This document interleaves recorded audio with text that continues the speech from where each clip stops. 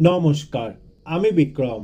অজানা ভৌতিক রহস্য চ্যানেলে আরও একটি নতুন এপিসোডে আপনাদের সবাইকে স্বাগত। আজ আমি আপনাদের সাথে একটি সত্য ভৌতিক ঘটনা শেয়ার করব। আশা করি গল্পটা খুবই ভালো লাগবে। এই রকম সত্য ভৌতিক ঘটনা শোনার জন্য অবশ্যই চ্যানেলটা সাবস্ক্রাইব করে দেবেন। আমি তখন কলেজে পড়ি। প্রতিদিন প্রায় অনেক রাত পর্যন্ত পড়াশোনা করতাম। আমি থাকতাম মায়ের ঘরটার ঠিক পাশের ঘরটায়।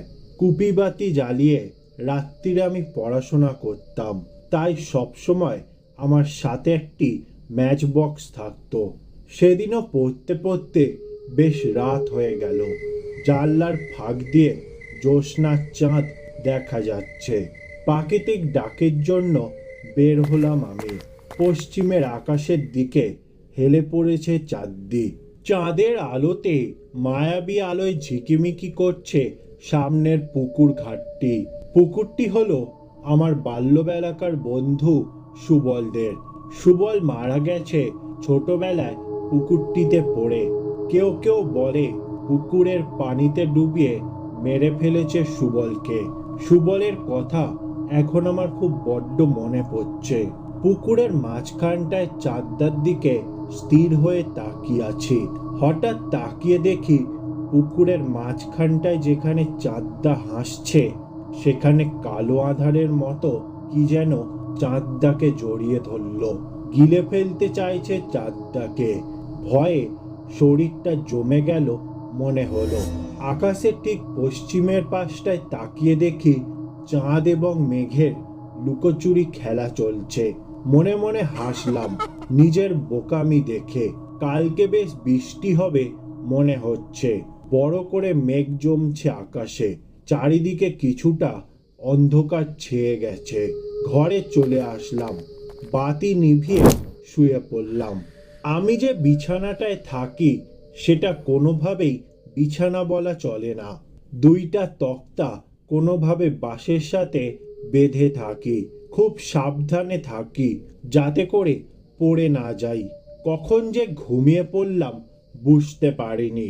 হঠাৎ করে গভীর রাতে ঘুমটা আমার ভেঙে গেল। কারোর সাথে মনে হলো গাটা ঠেকে গেছে। আমি বুঝতে পারলাম কেউ একজন আমার সাথে শুয়ে আছে।